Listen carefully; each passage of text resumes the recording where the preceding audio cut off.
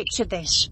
A vast rolling sea of grass stretching to the horizon, interrupted only by the occasional buffalo herd or a lone cottonwood tree clinging to life in a world that doesn't exactly roll out the welcome mat. This is the Great Plains, a place where the sky is bigger than your ambitions and twice as moody. It's also where Native American tribes like the Kiowa, Cheyenne, Lakota and others called home for thousands of years, long before Doppler radar or storm chasers and souped-up fans decided they could outsmart the weather. These people didn't just survive tornadoes, they thrived in a landscape that could turn from serene to apocalyptic faster than you can say, funnel cloud. So, how did they do it? How did they face down one of nature's most violent tantrums without so much as a weather app? Let's dive into their world, their ingenuity, and a few head-scratching quirks that make their story as wild as the storms they faced.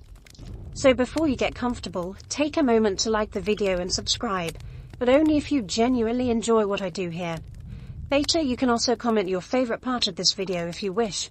Now let's begin our fascinating journey. The Great Plains, where tornadoes are practically a seasonal sport, is a unique beast. Warm, moist air from the Gulf of Mexico slams into cold, dry air from the Rockies, creating what meteorologists call a perfect storm factory. The result? An average of 1,200 tornadoes a year in the US, with the plains, especially Oklahoma, Kansas and Nebraska, taking the brunt. Native Americans didn't have the luxury of concrete storm shelters or sirens blaring from every town square. What they did have was a deep, almost uncanny understanding of the land, honed over generations of living in a place where the weather could ruin your day faster than a bad buffalo hunt.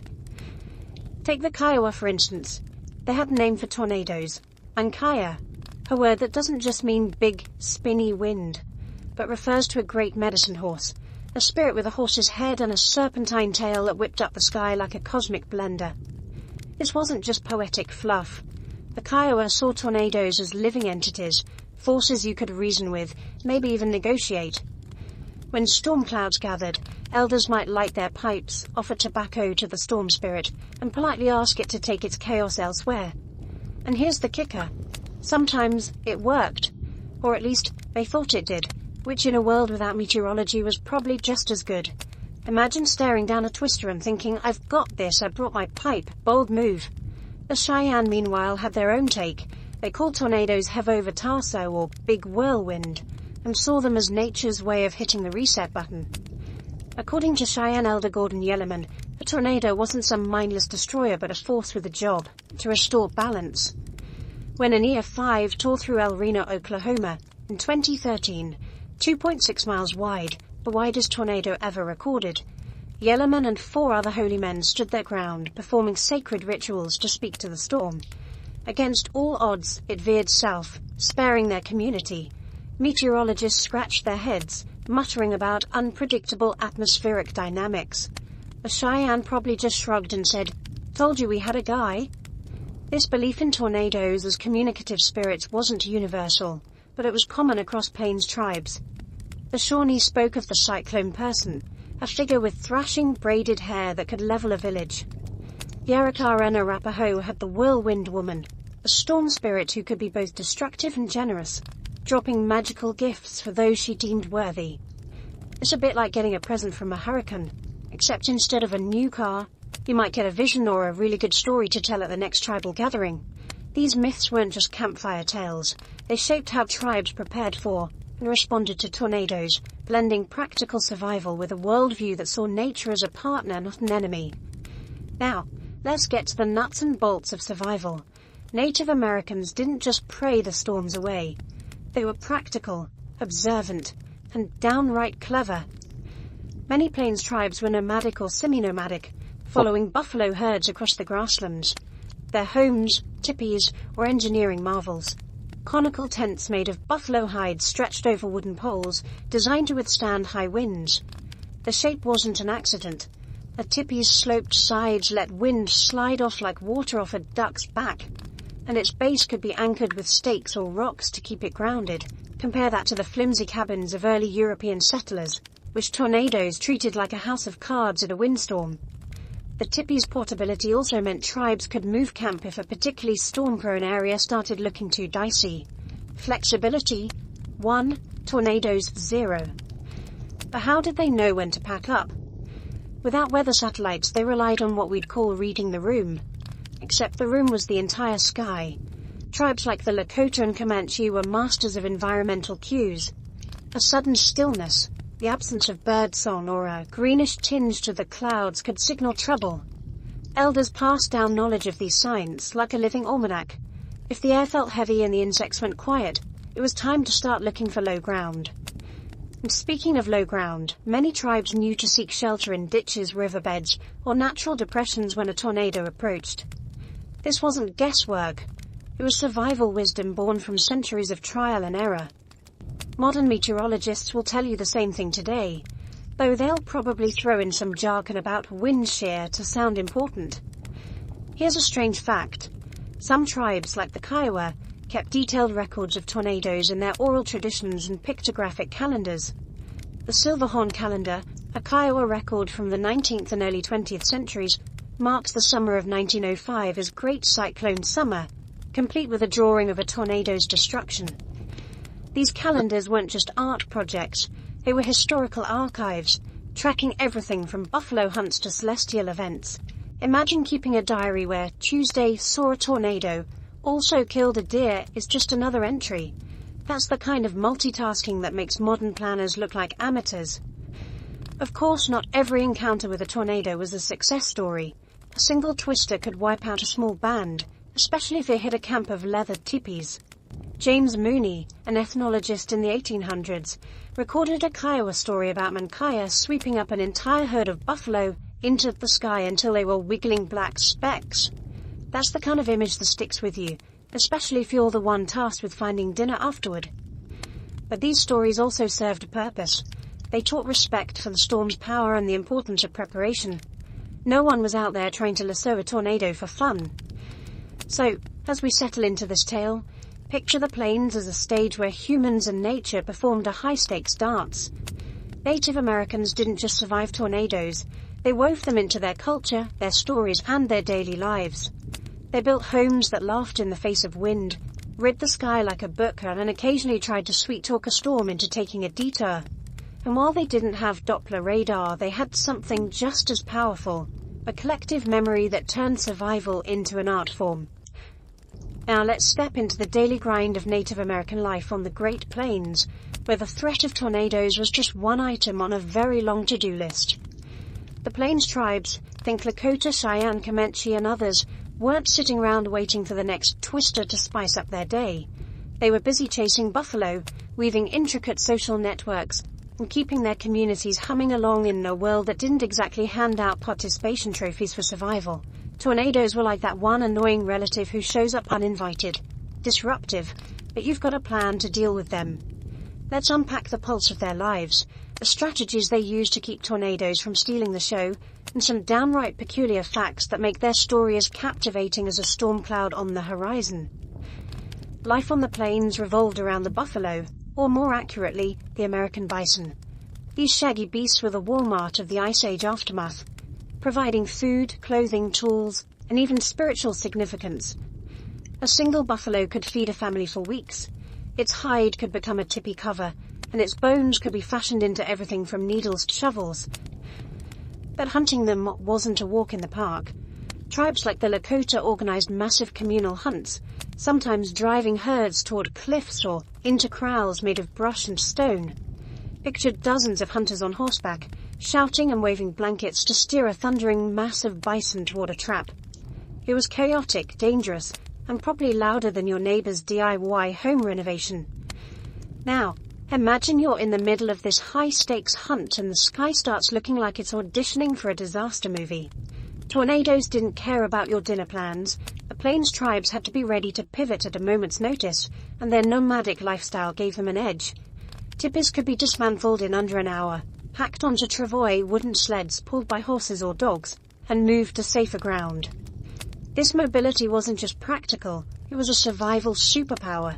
If a storm was brewing, a band could relocate to a sheltered valley, or a spot less likely to get flattened by a twister's temper tantrum. Compare that to the European settlers who later rolled in with their clunky wagons and stubborn insistence on building square houses that screamed, "Below me down," to every passing storm. Speaking of storms, the Plains tribes were like amateur meteorologists with PhDs in common sense. They didn't have barometers, but they had eyes, ears, and a knack for noticing patterns. The Comanche, for instance, were known for their horsemanship, but they were also sky watchers par excellence. A sudden drop in temperature, a shift in wind direction, or the sight of swallows flying low could tip them off that a storm was coming. Low-flying birds, by the way, aren't just a quirky detail. They're reacting to dropping air pressure, a sign of bad weather. The Comanche didn't need a weatherman to tell them to grab their kids and head for cover. They'd already be halfway to a gully by the time the first thunderclap hit. Here's an interesting fact. Some tribes use smoke signals not just for communication, but as a crude weather alert system. If a scout spotted a suspicious cloud formation, they might light a fire with wet grass to send up a specific smoke pattern, warning the camp to prepare. It wasn't exactly a text message, but it got the job done. And when a tornado did strike, the aftermath could be grim. A twister could scatter a buffalo herd, destroy a camp, or worse, injure or kill people. But the tribes didn't just sit there wringing their hands. They had a knack for turning disaster into opportunity. If a tornado churned up the ground, exposing roots or edible plants, women and children might gather them while the men assessed the damage. Waste not, want not, even when the sky's throwing a tantrum. Let's talk about the women for a moment, because they were the unsung MVPs of Plains life. While the men were out hunting or scouting, women kept the camp running like a well-oiled machine. They tanned hides, prepared food, and crafted everything from moccasins to cradle boards. And when a tornado loomed, they were often the ones securing the camp, tying down tippy flaps or herding kids to safety. The Cheyenne, for example, had women's societies that played key roles in community decisions, including how to handle natural disasters. These weren't damsels waiting for rescue.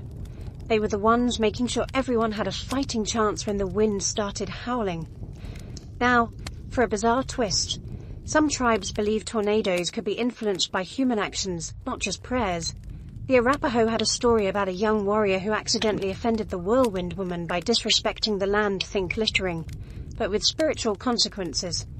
The next day, a tornado tore through his camp, supposedly as her revenge. The lesson: don't mess with nature or it'll mess with you right back.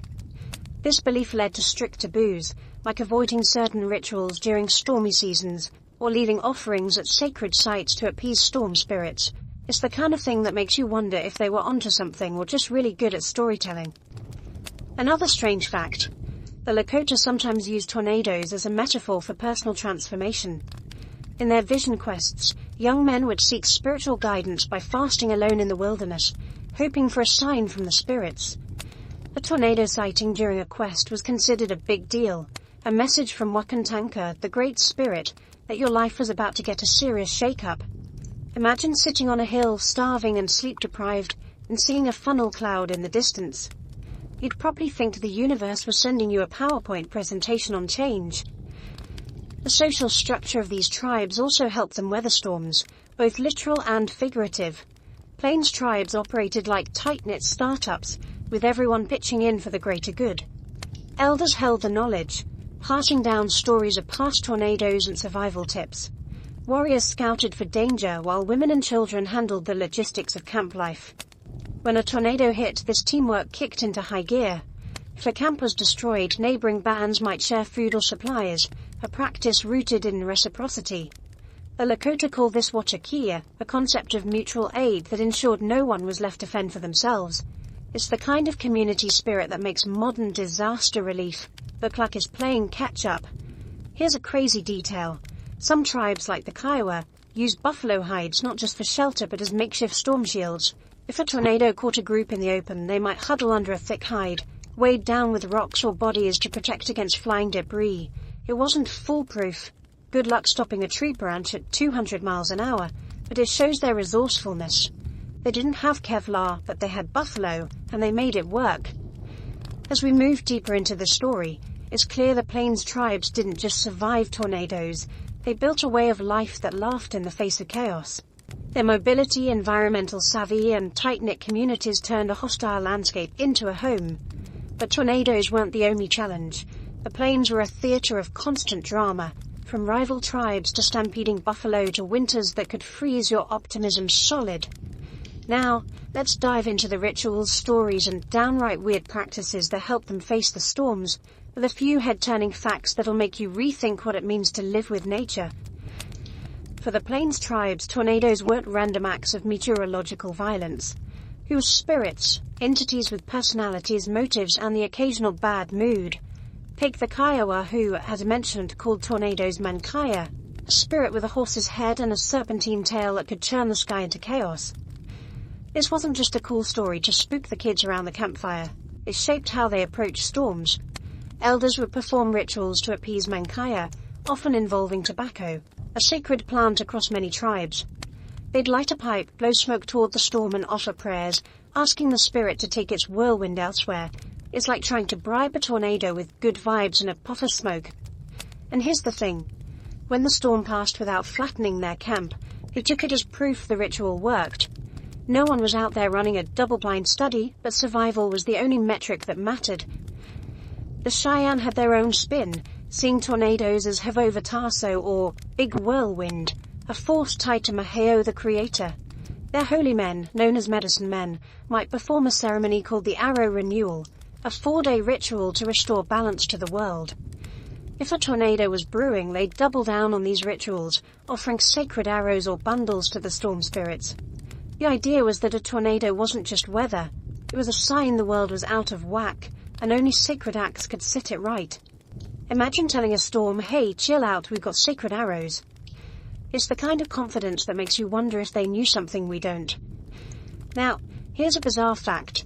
Some tribes believed you could redirect a tornado by physical action, not just prayers. The Arapaho had a ritual where warriors would ride toward a forming funnel cloud, shouting and waving blankets to drive it away from camp. It sounds like something you'd see in a Hollywood blockbuster, minus the dramatic soundtrack. But there's a grain of logic. Tornadoes are unpredictable, and a group of riders kicking up dust and noise might, in rare cases, disrupt the storm's path by sheer coincidence. Or maybe the tornado just got annoyed and left. Either way, the Arapaho weren't waiting around to see if it worked. They were proactive, even if it meant staring down a twister on horseback. The Lakota took a different approach, weaving tornadoes into their broader spiritual framework. They believed in Wakan Tanka, the Great Spirit, who animated all things, including the wind. The tornado was seen as a manifestation of Wakan Tanka's power, sometimes a warning, sometimes a test. During vision quests, a young Lakota might interpret a tornado sighting as a direct message from the divine, a call to change their path or take on a new role in the tribe. It's not hard to see why. Imagine you're alone on a hill, fasting for days, and a funnel cloud spins by like a cosmic middle finger. You'd probably take it personally too. Here's a strange twist. Some tribes used physical objects to ward off storms. The Comanche, for instance, carried medicine bundles, small pouches filled with sacred items like feathers, stones, or herbs, believed to protect against natural disasters. If a tornado loomed, a medicine man might wave the bundle toward the sky, chanting to invoke its power. It's like carrying a lucky rabbit's foot, except instead of hoping for a good parking spot, you're trying to convince a 200-mile-an-hour wind to take a hike. Archaeological finds, like those at Spiro Mounds in Oklahoma, show these bundles were intricate crafted, often decorated with beads or quills, suggesting they were as much art as amulet. But it wasn't all mysticism. The Plains tribes were practical, and their spiritual practices often doubled as survival strategies. For example, many tribes knew to avoid camping in certain spots during tornado season, typically spring and early summer. River bottoms, while great for water access, were death traps during storms due to flooding or debris. Instead, they'd set up camp on higher ground or near natural windbreaks like hills or groves of trees. The Pawnee, for instance, were meticulous about site selection, using their knowledge of the stars and seasons to time their movements. They didn't need a farmer's almanac. They had their own, written in the sky and passed down through stories. Speaking of stories, let's talk about the oral traditions that kept tornadoes' survival knowledge alive. The Kiowa, for example, had a tale about a young girl who survived a tornado by hiding in a buffalo wallow, a shallow depression where buffalo rolled to cool off. According to the story, the tornado passed over her, leaving her unscathed, while the camp was shredded. The moral: when in doubt, think like a buffalo. This wasn't just a fun anecdote. It taught kids to seek low ground during a storm, a tactic that could save lives. It's the kind of practical wisdom that makes you wonder why we bother with 500-page survival manuals when a good story does the trick. Here's a crazy fact. Some tribes use tornadoes as a form of psychological warfare. The Comanche, known for their lightning-fast raids, would sometimes strike enemy camps during stormy weather, using the chaos of a tornado or thunderstorm to mask their approach. Imagine being a rival tribe huddled in your teepee as the wind howls, only to realize the real threat isn't the storm. It's a dozen Comanche warriors sneaking up with knives. It's like nature was their wingman, and they played it to perfection. The spiritual side of tornado survival also fostered community resilience. After a storm, tribes would often hold ceremonies to give thanks or mourn losses. The Cheyenne Sun Dance, a major ritual, sometimes included prayers for protection from future disasters. These gatherings weren't just spiritual, they were a chance to rebuild morale, share resources, and plan for the next challenge. It's the kind of thing that makes modern disaster recovery teams look like they're reinventing the wheel. The tribes didn't just survive, they turned survival into a cultural cornerstone, blending faith, pragmatism, and a healthy dose of nerve. As we keep rolling through this story, we're starting to see how the Plains tribes wove tornadoes into the fabric of their lives, from sacred rituals to buffalo wallow hideouts. But life wasn't all about dodging twisters. For Native American tribes like the Lakota, Cheyenne, Comanche, and Pawnee, life was a balancing act between the rhythms of survival and the chaos of nature's mood swings. Tornadoes didn't just test their shelters or their nerve, they tested every part of their daily lives, from hunting buffalo to raising kids, to crafting the tools that kept their worlds spinning.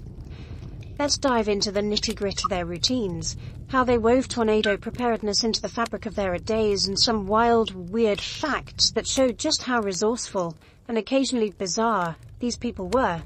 The Plains tribes lived a life dictated by the seasons, the buffalo, and the land's unpredictable temperament. Spring and summer were prime tornado seasons, when warm, humid air from the Gulf collided with cold fronts from the Rockies, turning the sky into a meteorological boxing ring. But the tribes weren't sitting around waiting for the next twister to ruin their plans. Their days were packed with tasks that demanded focus, skill, and a knack for multitasking that would make a modern project manager weep. Picture a typical morning: men sharpening spears for a hunt, women tanning hides or grinding wild grains, kids learning to track game or weave baskets, and elders telling stories that doubled as survival manuals. It was a community effort, and everyone had a role except maybe the guy who thought he could outrun a buffalo. Spoiler, he couldn't. Hunting was the backbone of Plains life, and the buffalo was the star of the show. A single hunt could yield hundreds of pounds of meat, enough to feed a band for weeks. But tornadoes could throw a wrench into the works. Imagine you're a Cheyenne hunter, stalking a herd for hours, only to see a dark, swirling cloud on the horizon. Do you keep going and risk getting caught in the open, or do you call it a day and hope the buffaloes stick around? The tribes had to make these calls on the fly, and their survival depended on quick thinking. If a storm looked imminent, hunters might herd the buffalo toward a sheltered valley, using the terrain to their advantage. It was like playing chess with a 2,000-pound opponent and a tornado as the referee. Here's an interesting fact. The Lakota developed a technique called the buffalo jump, where they drive a herd toward a cliff, letting gravity do the heavy lifting. Sites like Head Smashed In Buffalo Jump in Alberta show how effective this was, with piles of bones stretching back thousands of years. But a tornado could scatter a herd before the jump, leaving hunters empty-handed. To hedge their bets, tribes like the Pawnee diversified their food sources, gathering wild plums, choke cherries, and prairie turnips. Women were the botanical experts, knowing which plants were edible and which would make you regret your life choices. Tornadoes might disrupt a hunt, but the women ensured the camp didn't go hungry, even if it meant serving up a root salad for the third night in a row. Speaking of women, they were the logistical wizards of the Plains. While men got the glory for hunting, women were the ones turning buffalo into everything but the kitchen sink. They'd scrape hides, smoke meat, and craft tools, all while keeping an eye on the kids and the sky. If a tornado was brewing, women might secure the teepee by doubling the stakes or piling rocks around the base. And here's a bizarre twist. Some Cheyenne women used braided grass ropes to lash teepees together during storms, creating a network of anchored tents that could withstand high winds.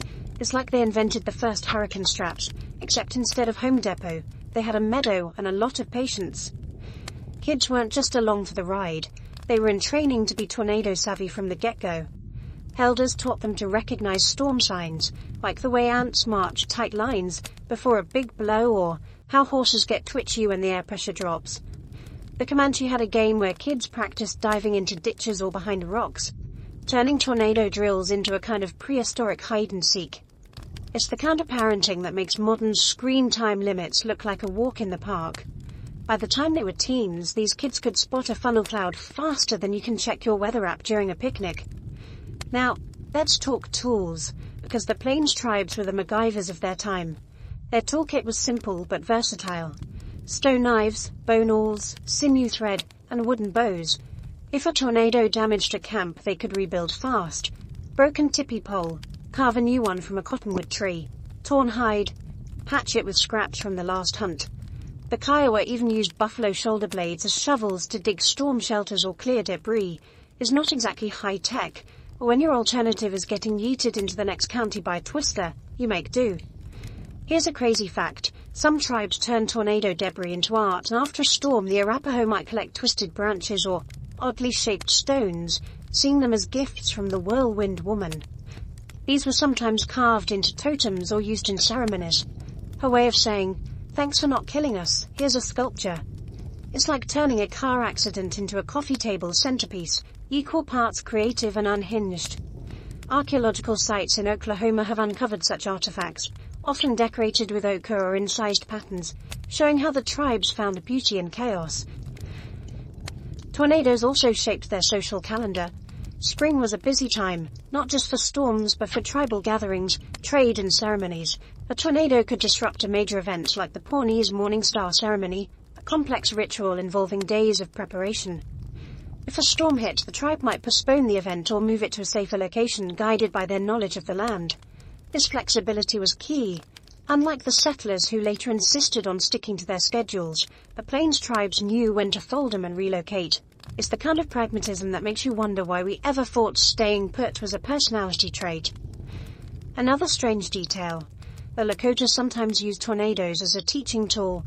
Elders would recount stories of past storms to scare kids straight, like the tale of a young warrior who ignored the elders' warnings and camped in a flood-prone riverbed. Spoiler, he didn't make it. These stories weren't just cautionary tales. They were survival manuals, embedding lessons about respect for nature in the next generation.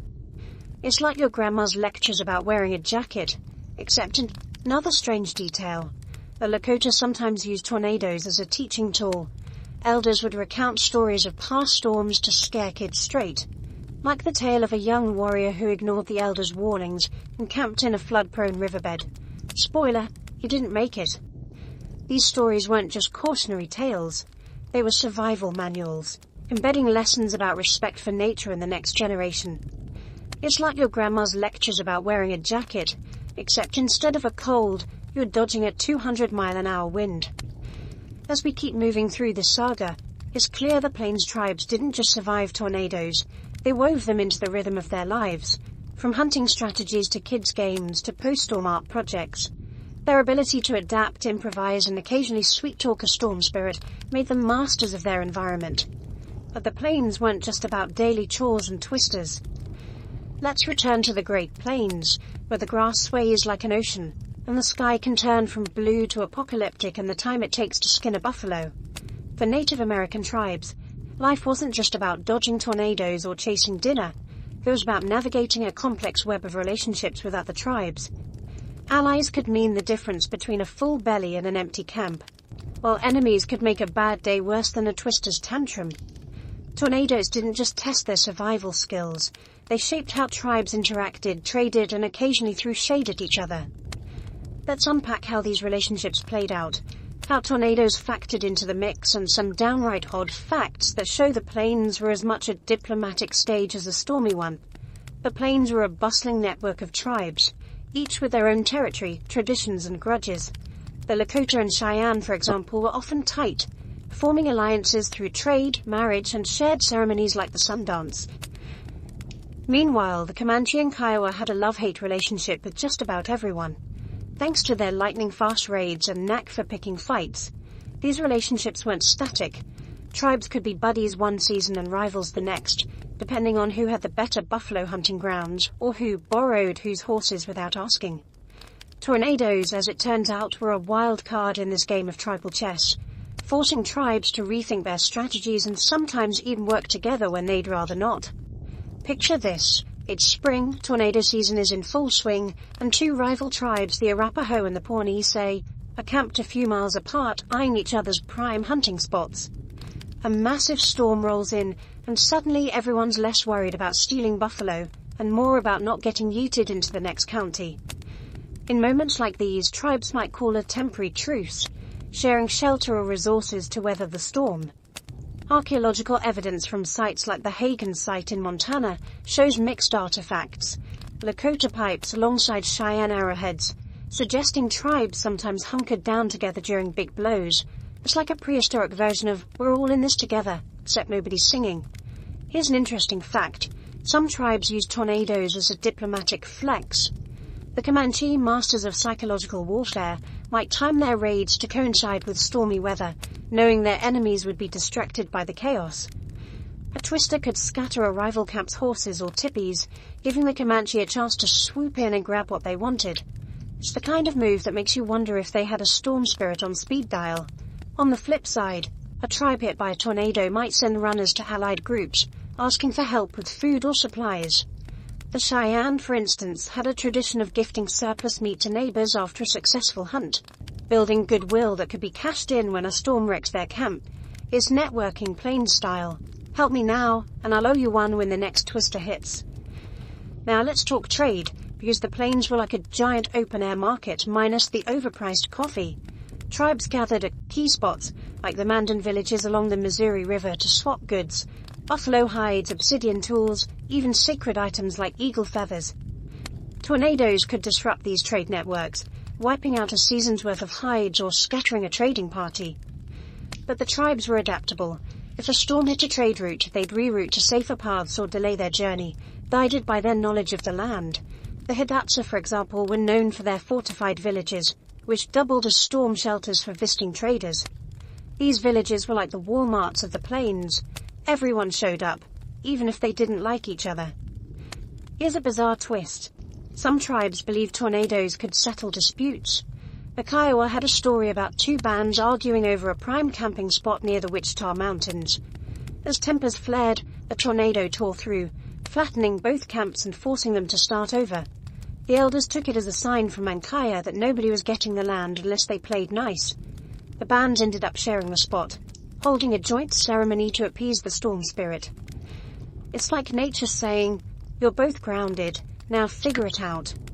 This belief in tornadoes as cosmic mediators wasn't uncommon. Many tribes saw natural disasters as a nudge to resolve conflicts, whether through diplomacy or a good old-fashioned staring contest. Speaking of ceremonies, tornadoes often played a role in tribal alliances. The Lakota and Cheyenne, for instance, might invite allies to their sun dance, a massive gathering that included prayers for protection from storms. If a tornado spared their camps afterward, it was seen as a sign of the alliance's strength.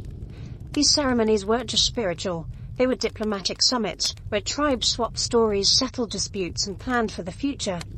A shared experience of surviving a twister could cement a bond, turning rivals into relaxing partners. It's the kind of thing that makes modern peace talks look like they're missing a few buffalo at a sacred pipe. Here's a crazy fact. Some tribes use tornadoes as a way to test their warriors' courage. The Arapaho had a tradition where young men, eager to prove themselves, might be sent to scout during a storm. If they returned with accurate reports of the tornado's path, without, becoming part of the debris field, they earned major bragging rights. It's like sending someone to check the mail during a hurricane, except the mail is a 200-mile-an-hour wind, and the reward is a cool new title like Storm Runner. Talk about a high-stakes job interview. Enemies, of course, complicated things. The Crow and Lakota were often at odds, raiding each other's camps for horses or territory. A tornado could be a double-edged sword. It might weaken a rival, making them an easy target, but it could also leave your own camp in shambles. The Comanche, ever the opportunists, were known to strike after a storm, when their enemies were busy picking up the pieces. It's a reminder that the plains weren't just a battleground for tribes versus nature. They were a chessboard where every move, from a raid to a truce, had to account for the weather's whims. As we keep weaving through this tale, it's clear that tornadoes weren't just a survival challenge.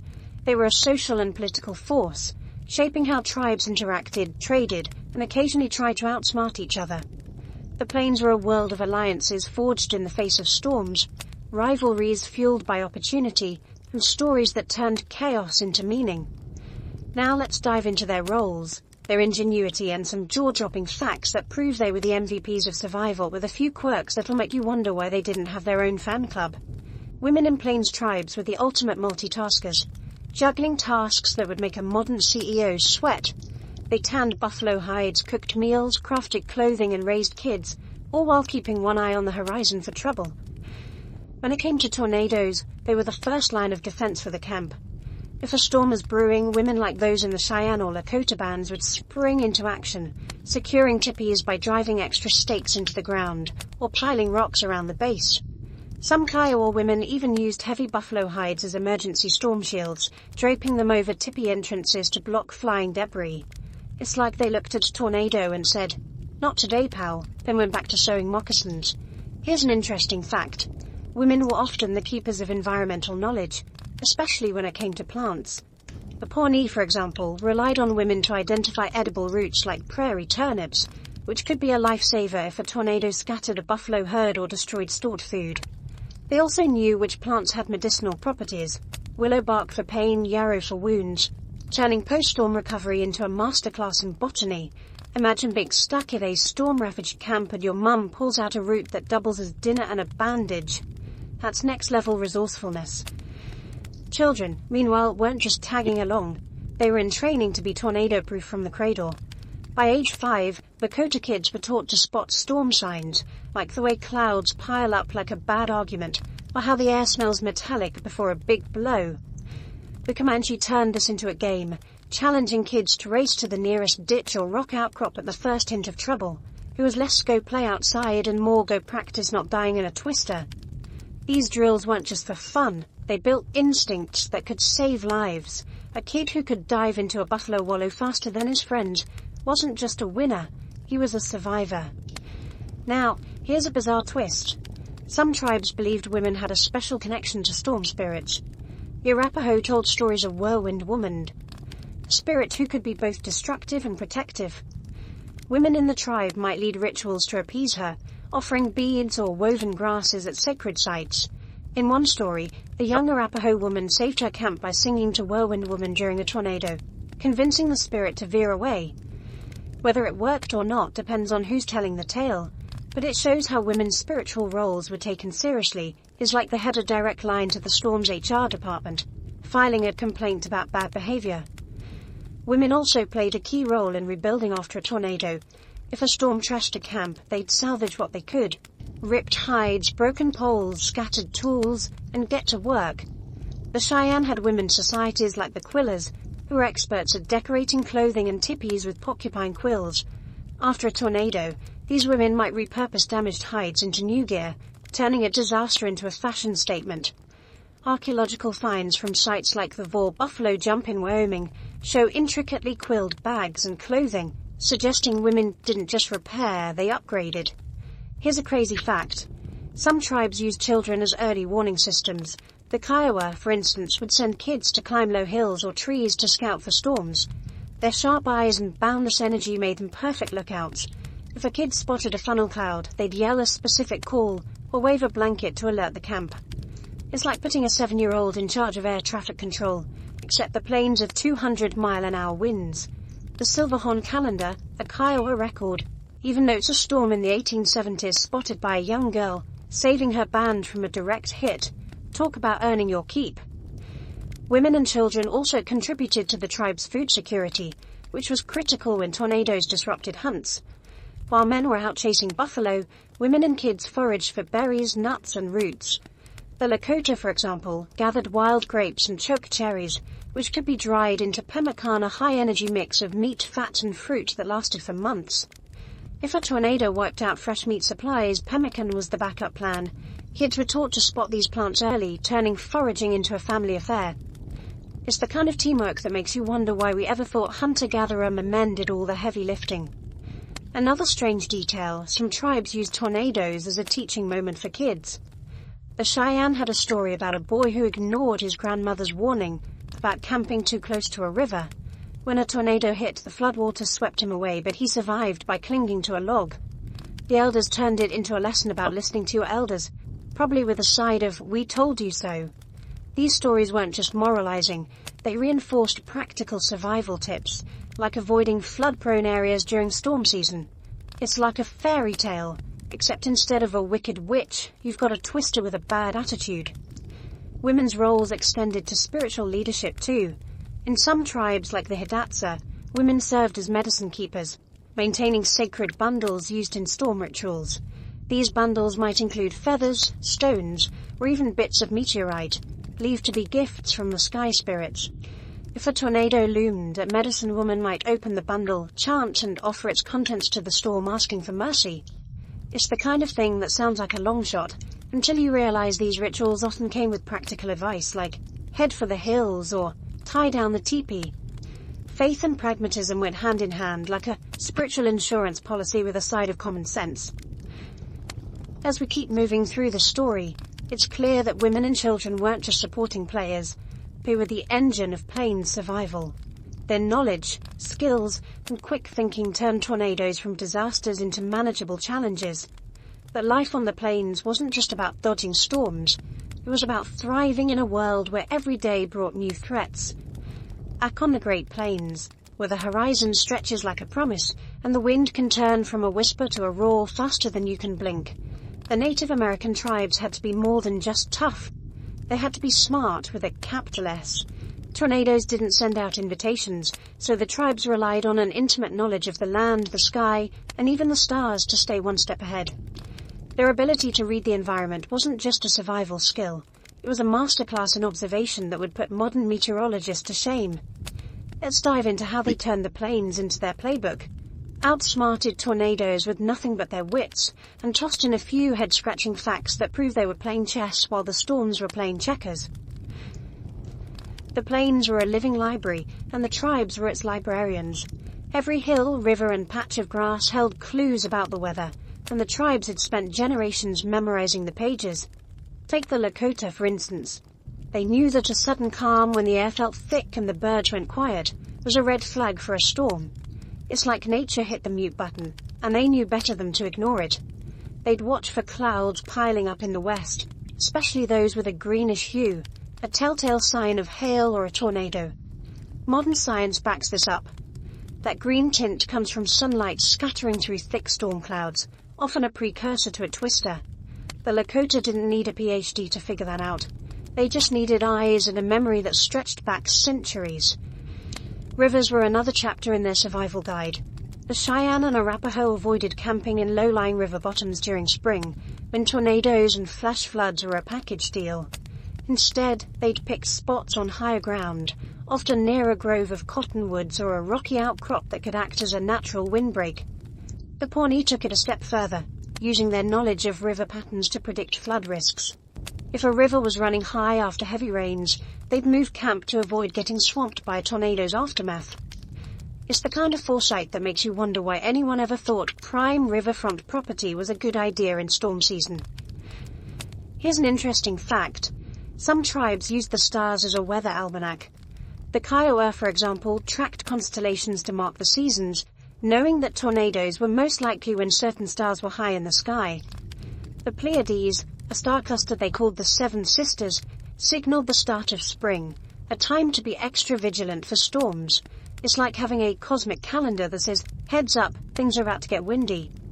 The Pawnee went even further, associating specific stars with weather patterns. Their morning star, often identified as Mars or Venus, was a cue to prepare for spring's volatility.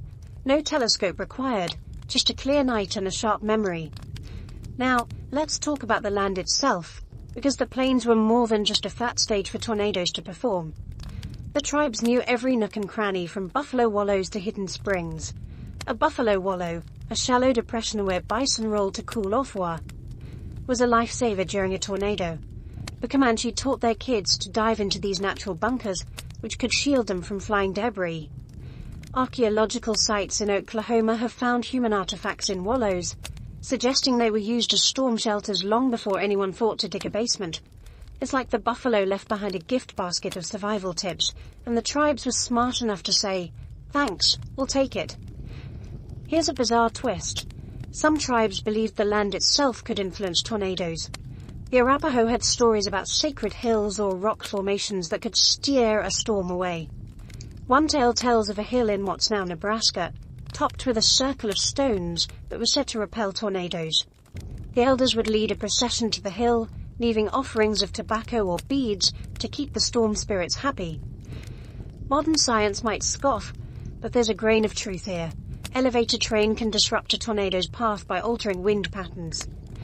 The Arapaho didn't know about fluid dynamics, but they'd figured out the practical side through trial and error. It's like they cracked the code to tornado feng shui. Animals were another key to their weather radar.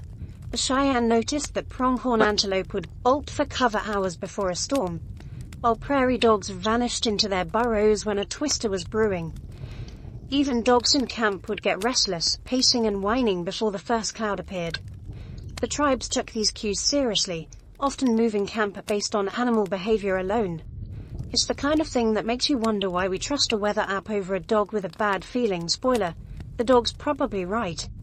Here's a crazy fact. Some tribes used controlled burns to manage the plains' flammable grasslands, especially during tornado season. A well-timed fire could clear out dry grass, reducing the risk of a storm-sparked blaze that could trap a camp. The Kiowa were particularly good at this, setting small fires to create fire breaks, cleared zones that stopped wildfires in their tracks. It's like they were playing defense against nature's offense, using fire to fight fire. Archaeological evidence from the Black Hills shows burn patterns consistent with these controlled fires, proving the tribes were managing the landscape long before land management was a buzzword. The tribes also had a knack for turning tornado damage into opportunity. If a storm uprooted trees or exposed new resources, like flint nodules for tools, they'd make the most of it. The Hidatsa, for instance, were known for scavenging storm debris to find materials for pottery or weapons. A fallen cottonwood might become a new tippy pole, while a shattered rock could yield arrowheads. It's the kind of resourcefulness that makes you wonder why we throw out a perfectly good table just because it's missing a leg. Another strange detail, the Lakota used wind itself as a navigational tool. They'd note the direction of prevailing winds to guide their migrations, but during tornado season they'd watch for sudden shifts that could signal a storm. A west wind turning south, for example, was a cue to start looking for shelter. It's like they had a built-in anemometer, except it was just a lifetime of paying attention. This knowledge was passed down through stories, songs, and even dances, ensuring every generation knew how to read the land like a weather report. As we keep rolling through this tale, it's clear the Plains tribes didn't just survive tornadoes, they outsmarted them, using the land, stars, and even the animals as their allies. Their knowledge was a living archive built on observation, and shared through stories that were as practical as they were poetic. The survival wasn't just about reading the signs, it was about preparing for the worst. Now, let's dive into how they prepared for the worst, bounced back from disaster, and sprinkled in a few wild facts that'll make you wonder why we ever thought stormproof was a modern invention. The cornerstone of plains survival was the teepee, a masterpiece of nomadic engineering. Picture a cone of buffalo hide stretched over a frame of wooden poles, anchored to the ground with stakes or stones. It wasn't just a tent, it was a tornado-resistant marvel. The conical shape let wind slide off like a bad idea, while the open top allowed for ventilation without letting the whole structure become a kite. The Cheyenne, for instance, could set up or dismantle a teepee in under an hour, making it easy to move camp if a storm-prone area started looking too lively. Compare that to the log cabins of later settlers, which tornadoes treated like a stack of Lincoln logs. The tribes knew better than to bet against the wind, so they built light, flexible, and tough. Here's an interesting fact. The placement of a teepee wasn't random. The Lakota would position the entrance facing east, toward the rising sun, for spiritual reasons, but they also considered wind patterns. By angling the teepee to face away from prevailing storm winds, often from the west, they reduced the chance of it getting ripped apart. Some Kiowa women reinforced their teepees with extra hide layers during tornado season, sewing them with sinew thread that was stronger than your average nylon rope. It's like they invented stormproofing before anyone thought to patent it. Archaeological sites in South Dakota have uncovered teepee rings, circles of stones used to anchor these tents, showing they were built to last, even when the sky had other plans. When a tornado did hit, the tribes didn't just sit there picking up the pieces, they turned disaster into opportunity. If a storm scattered a camp, women and children would scour the wreckage for anything salvageable. A torn hide could be patched into a new blanket, a broken pole could be whittled into a spear shaft, and even scattered food could be gathered if it hadn't been ruined. The Pawnee were particularly good at this, with women leading the charge to repurpose debris. Excavations at sites like the Burkett site in Nebraska show evidence of recycled materials, like buffalo bones turned into tools after a storm. It's the kind of thriftiness that makes you wonder why we toss out a phone the second the screen cracks. Here's a bizarre twist. Some tribes saw tornadoes as a chance to score rare materials. The Arapaho believed that storms could unearth sacred stones or even meteorites, seen as gifts from the sky spirits. After a twister, they'd search the churned-up ground for these treasures, using them in ceremonies or as trade goods. One story tells of a meteorite found in a Kansas field after a storm, polished into a pendant and worn by a medicine man for protection. It's like the storm dropped a cosmic care package, and the Arapaho were quick to say, "We'll take it." Modern archaeologists have found similar meteorite artifacts in plain sites, confirming this wasn't just folklore. The tribes also prepared for tornadoes by stockpiling essentials. The Cheyenne, for example, kept caches of dried meat, pemmican, and roots in hidden spots, often buried in waterproof hide bags. If a storm destroyed their main food supply, they could dig up these reserves and keep going. It's like they had a prehistoric pantry, except instead of canned beans, it was buffalo jerky and wild turnips. The Comanche took it a step further, hiding extra weapons and tools in caves or under rock piles, ensuring they weren't caught empty-handed after a twister. These caches weren't just practical, they were a middle finger to the storm, saying, "You can wreck our camp, but we're not starting from scratch." Now, let's talk about rebuilding, because the Plains tribes didn't just survive, they thrived post-disaster. After a tornado, the entire community would pitch in. Men would scout for new poles or hunt to replenish food, women would repair hides or craft new gear, and kids would gather small items like scattered beads or kindling.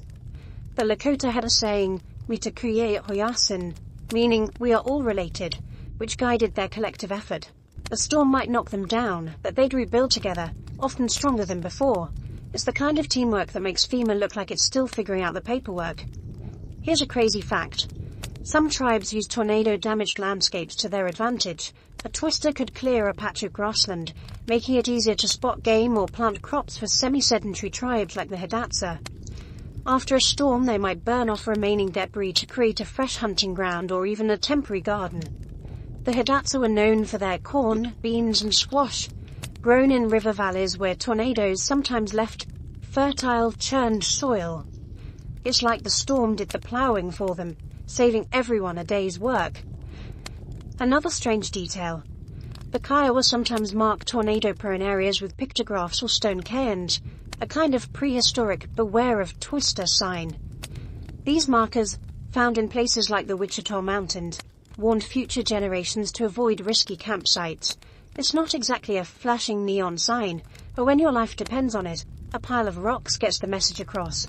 These markers also served as storytelling tools, with elders using them to recount past storms and the lessons learned. It's like a history lesson carved into the landscape, no textbook required. The tribe's resilience wasn't just about physical rebuilding, it was mental too. After a storm, ceremonies like the Cheyenne's Medicine Lodge or the Lakota's Wiping of Tears helped heal the community's spirit. These rituals honored losses, gave thanks for survival, and prepared everyone for the next challenge. It's the kind of emotional intelligence that makes modern therapy sessions look like they're playing catch-up. The tribes knew that surviving a tornado wasn't just about saving your tipi, it was about keeping your people whole.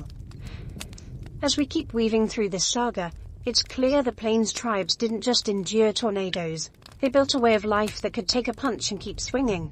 Their gear, their planning, and their knack for turning chaos into opportunity made them masters of resilience. But the Plains weren't just about survival. They were a stage for creativity and culture.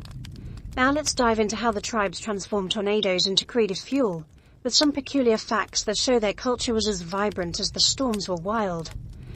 Art was a cornerstone of Plains life, and tornadoes left their mark, sometimes literally. The Kiowa, for instance, were known for their ledger art, drawings on paper or hide that chronicled everything from battles to buffalo hunts. Tornadoes made their way into these works, often depicted as swirling spirals or horse-headed spirits like Mankaya, the storm deity we've met before. The Silverhorn calendar, a Kiowa masterpiece, includes a sketch from the 1890s showing a tornado tearing through a camp, with chippies flying like kites and warriors scrambling.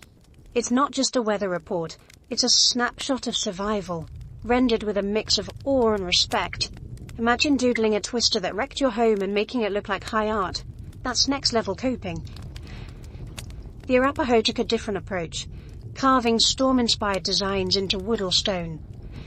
After a tornado, they might collect twisted branches or rocks churned up by the storm, seeing them as gifts from Whirlwind Woman. These were often shaped into totems or ceremonial objects, decorated with ochre paint or incised patterns. One such artifact, found in a Nebraska dig, shows a spiral motif that archaeologists believe represents a tornado, possibly used in rituals to honor the storm's power. It's like turning a natural disaster into a gallery piece, except instead of a museum, it's a sacred lodge. The Arapaho weren't just surviving, they were curating. Here's an interesting fact.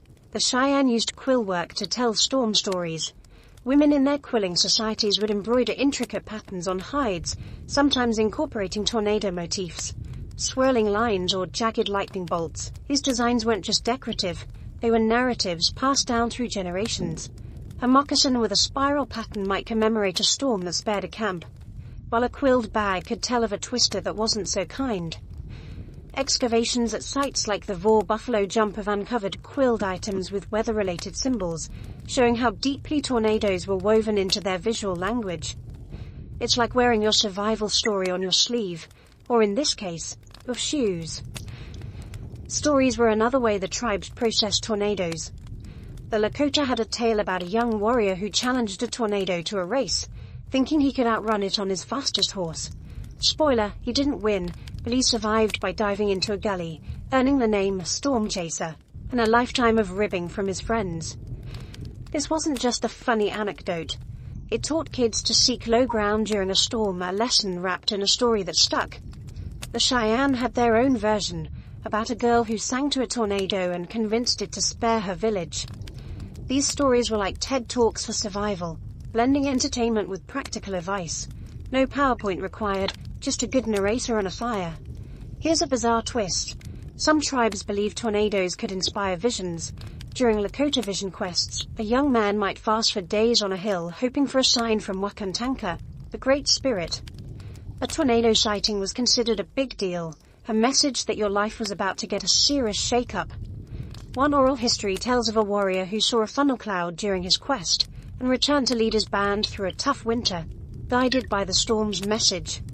It's like getting a life coach in the form of a 200-mile-an-hour wind. Crazy? Maybe.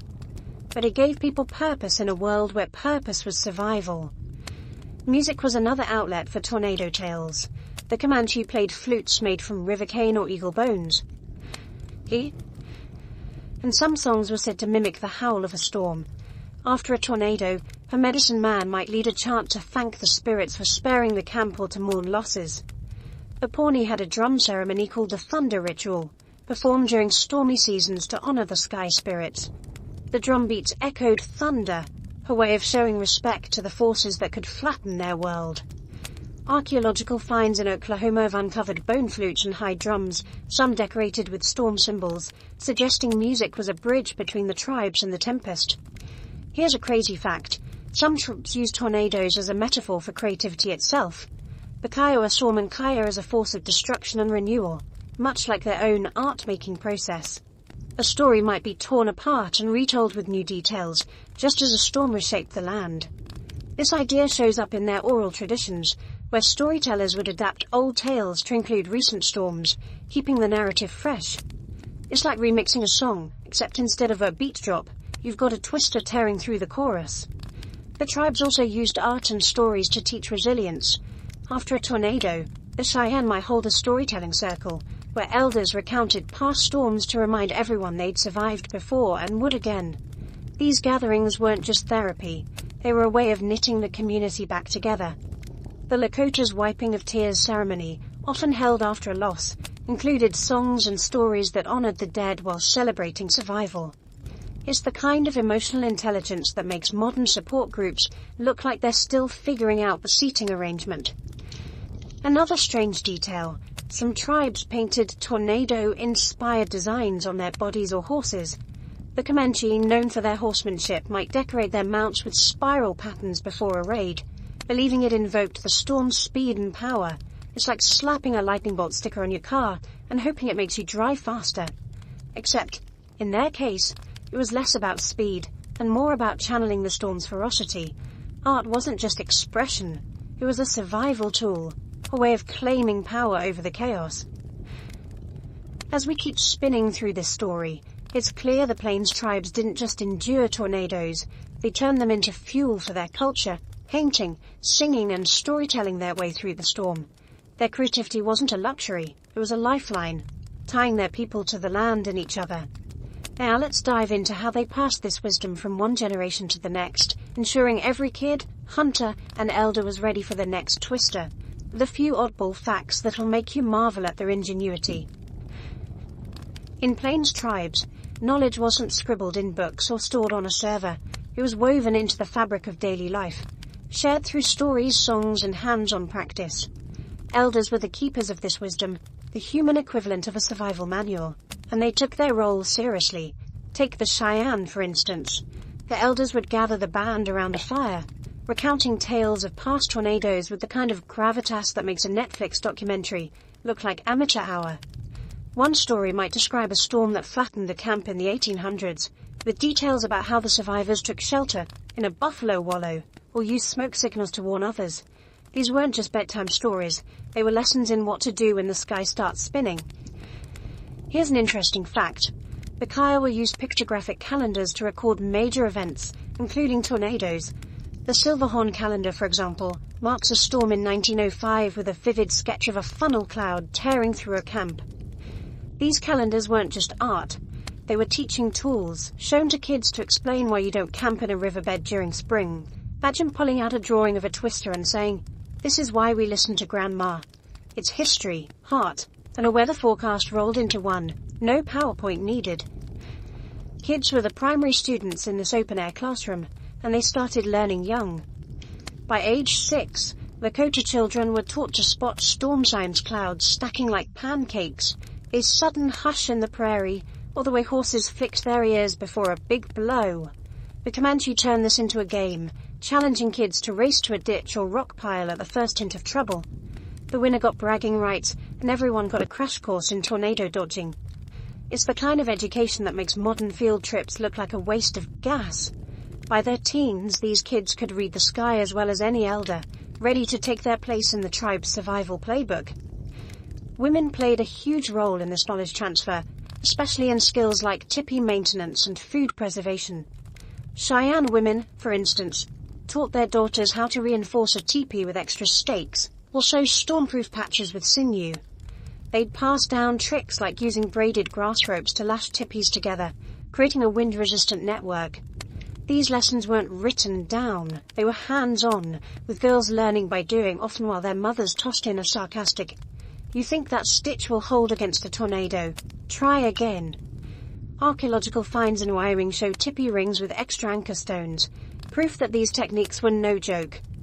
Here's a bizarre twist. Some tribes use songs as mnemonic devices to teach tornado survival.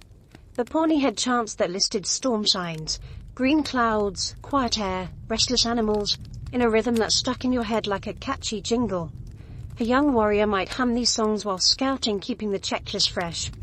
One Pawnee chant recorded in the 19th century describes a tornado as the sky's angry dance, with verses about seeking low ground or securing camp. It's like a survival guide you can sing, which is honestly more useful than half the apps on your phone. Rituals were another way to pass down knowledge. The Arapahoe's whirlwind woman ceremonies weren't just spiritual, they were practical seminars. Elders would use the ritual to explain why certain hills were safer than river bottoms, or how to spot a storm's approach. Young men and women would listen, absorbing the lore while participating in dances or offerings. It's like a community college course, except instead of a syllabus, you've got tobacco, feathers, and a storm spirit who might show up uninvited. These ceremonies ensured that everyone, from kids to warriors, knew the drill when a twister loomed. Here's a crazy fact. Some tribes used mock storms to train their people. The Kiowa would stage drills where warriors simulated a tornado's chaos, shouting and shaking teepees while kids practiced diving for cover. It was like a prehistoric fire drill, but with higher stakes and no annoying alarm. These exercises weren't just for show, they built muscle memory, so when a real storm hit, everyone moved like they'd rehearsed it. Stories from Kiowa elders, recorded in the early 20th century, describe these drills as a rite of passage, with the best performers earning nicknames like Storm Dodger. Imagine putting that on your resume. The tribes also used their environment as a teaching tool. The Lakota, for example, would take kids to storm-damaged sites, uprooted trees, churned earth, or scattered buffalo bones, to show the power of a tornado. Elders might point to a twisted cottonwood and say, "That's what happens when you ignore the signs." It was a field trip with a point, hammering home the need for vigilance.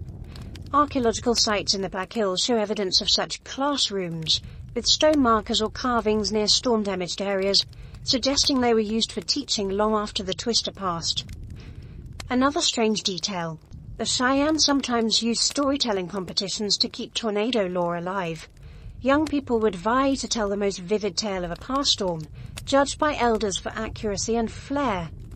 The winner might earn a beaded belt or a feather, but the real prize was keeping the tribe's knowledge fresh.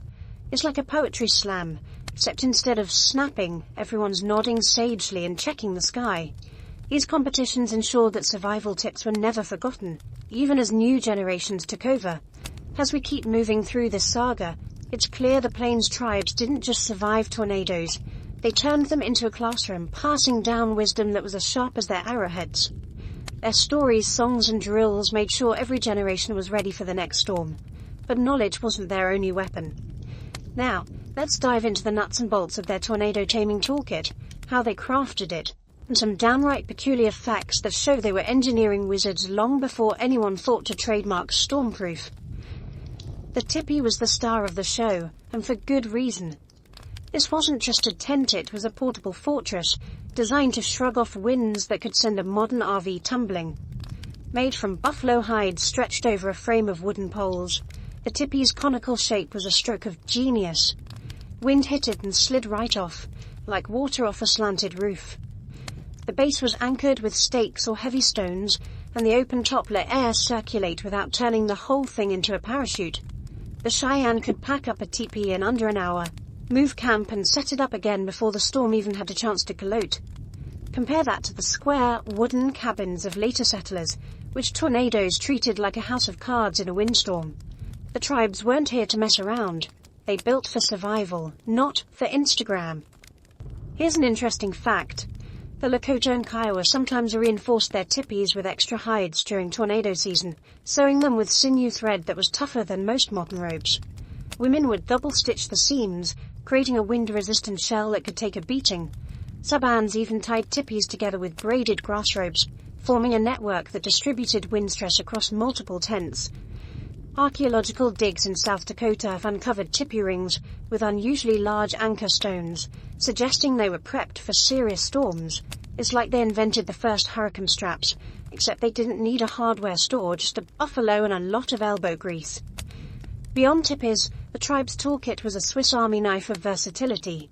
Take the spears, for example.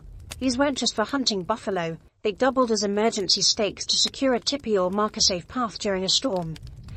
The Comanche crafted spears with lightweight ash or willow shafts, tipped with flint or obsidian points that could pierce hide or wood. If a tornado loomed, A warrior might drive his spear into the ground to anchor a hide shield, protecting a huddle of kids or supplies. It's the kind of multitasking that makes a Leatherman look like a one-trick pony. Here's a bizarre twist. The Kiowa used buffalo shoulder blades as shovels to dig storm shelters. These bone shovels were sturdy enough to scoop out shallow pits or clear debris after a twister. Sites like the Washita River in Oklahoma have yielded these tools, some worn smooth from years of use. Imagine grabbing a buffalo bone and thinking, this'll do for digging a bunker. It's not exactly Home Depot, but when a funnel cloud's bearing down, you work with what you've got. Women often led these efforts, digging trenches or reinforcing natural depressions like buffalo wallows to create instant storm shelters. The tribes also mastered the art of portable storage. The Cheyenne used parfleches, rawhide pouches folded like envelopes, to store food, tools, or sacred items. These were waterproof, lightweight, and tough enough to survive a storm's chaos. If a tornado scattered a camp, a buried parfleche could mean the difference between starvation and survival. The Hidatsa took it a step further, hiding caches of pemmican or dried corn in caves or under rock piles, marked with subtle signs like a carved stick or a small cairn. It's like they had a prehistoric version of a safe deposit box, except instead of cash, it was dinner for a month. Here's a crazy fact. Some tribes use storm debris to upgrade their tools. After a tornado, your Arapaho might salvage twisted branches to make stronger bows or collect flint nodules churned up by that wind for sharper arrowheads. Excavations in Kansas have found workshops near storm-damaged sites, with piles of freshly knapped flint tools. It's like the storm did half the work, dropping raw materials right at their feet. The tribes didn't just recover, they turned nature's mess into an opportunity, like finding a clearance sale in the middle of a disaster. Another strange detail, the Pawnee crafted storm cords from braided buffalo hair, used to lash down gear or secure kids to a parent during a twister. These cords were strong enough to hold against high winds, but light enough to carry in a pouch. During a storm, a mother might tie a cord around her child's waist, anchoring them to a rock or a sturdy adult. It's like a prehistoric seatbelt, except instead of a car crash you're dodging flying branches. Oral histories mention these cords and stories of survival, with one Pawnee tale describing a family tied together through a storm, emerging unscathed like they'd just won a round of extreme tetherball. The tribe's technology wasn't just about physical tools, it extended to their knowledge of fire. The Lakota used controlled burns to clear dry grass, reducing the risk of wildfires sparked by a tornado's lightning. These fires were carefully timed, often set in early spring before the storm season peaked. Burn scars found in the Black Hills show patterns consistent with these controlled fires, proving the tribes were managing the landscape like pros. It's the kind of foresight that makes modern fire departments look like they're playing catch-up. Even their clothing was built for storms. The Comanche wore buffalo hide moccasins with thick soles, perfect for running across rocky terrain to escape a twister. Women sewed robes with extra layers for warmth and protection, sometimes adding quilled designs that doubled as spiritual talismans. If a storm caught a group in the open, these ropes could be pulled over heads like a shield, deflecting small debris. It's not exactly Gore-Tex, but when your alternative is getting pelted by hail, you take what you can get. As we near the end of this saga, it's clear the Plains tribes didn't just survive tornadoes. They outsmarted them with tools and technologies that were as clever as they were practical. Their gear wasn't flashy, but it got the job done, turning a twister's chaos into just another day at the office. These people didn't just survive nature's wildest outbursts. They built a way of life that turned chaos into a classroom, teaching resilience, ingenuity, and respect for the land. Their story doesn't end with the fading of the buffalo or the arrival of settlers. It lives on in their descendants, their traditions, and the lessons we can still learn today. Let's wrap up this epic tale by exploring how the tribe's tornado survival strategies echo through time, with a few final quirks that'll make you see the Plains as a timeless stage for human grit. The legacy of Plains tribes' tornado survival is rooted in their ability to blend practicality with a deep connection to the land. Their descendants, like the modern Cheyenne or Kiowa communities in Oklahoma, still carry this wisdom, even if tippies have been swapped for brick houses and buffalo hunts for grocery runs. Elders like Gordon Yellerman, a Cheyenne peace chief, continue to teach respect for storms, blending old stories with new realities. In 2013, when the massive El Reno tornado tore through Oklahoma, Yellow Man and other holy men performed rituals to speak to the storm, just as their ancestors did. The twister veered south, sparing their community. Meteorologists called it a fluke of wind patterns. The Cheyenne probably just nodded and said, "That's how we roll." It's a reminder that ancient knowledge still has a place, even in a world of Doppler radar. Here's an interesting fact. Some modern Native American communities use traditional storm signs alongside technology. The Comanche Nation in Oklahoma, for instance, teaches kids to watch for low-flying birds or a metallic smell in the air, cues their ancestors used, while also checking weather apps. It's like pairing a GPS with a compass. High-tech meets time-tested. Community centers often host workshops where elders share tornado survival stories, ensuring the next generation knows how to read the sky and land. These sessions aren't just nostalgia, they're a bridge between past and present, keeping the tribe's resilience alive. The tribe's influence also lingers in how we think about disaster preparedness. Their knack for mobility, packing up tippies and moving to safer ground, inspired modern evacuation strategies. The idea of seeking low ground, like a ditch or buffalo wallow, is still standard advice for tornado safety. FEMA might not cite the Lakota, but when they tell you to lie flat in a ditch, it's the same trick the tribes perfected centuries ago. Even their use of controlled burns to manage grasslands has echoes in modern fire management, with agencies like the U.S. Forest Service using similar techniques to prevent wildfires. It's like the tribes wrote the playbook, and we're just catching up. Here's a bizarre twist. Some Plains tribe stories have found their way into pop culture, though you'd hardly notice. The Kiowa's Mankaya, the horse-headed storm spirit, inspired elements of folklore that influenced Native American characters in books and films. While Hollywood often gets it wrong, the idea of a storm as a living force pops up in everything from westerns to fantasy novels. It's a diluted version of the real thing, but it shows how the tribe's worldview, seeing nature as a partner, not an enemy, still resonates. Next time you see a movie with a mystical storm, just know the Kiowa were there first, probably rolling their eyes at the CGI. The tribe's resilience also lives on in their art and storytelling. Modern Lakota artists, for example, create ledger-style drawings that echo their ancestors' work, sometimes depicting tornadoes as swirling spirits. These pieces aren't just art, they're history lessons, reminding viewers of the storms their people faced and overcame. Powwows, a vibrant part of Native American culture today, often include dances or songs inspired by storm stories, like the Cheyenne's Thunder Dance, which honors the sky's power. It's a living tradition, proof that the Plains tribe's culture didn't just survive, it thrives, even in a world of concrete and satellites. Here's a crazy fact. Some Native American communities use their tornado lore to educate outsiders. In Oklahoma, the Pawnee Nation hosts cultural events where elders share stories of Whirlwind Woman, or the warrior who raced a tornado. These aren't just performances, they're a way of asserting sovereignty and sharing wisdom with a world that often overlooks it.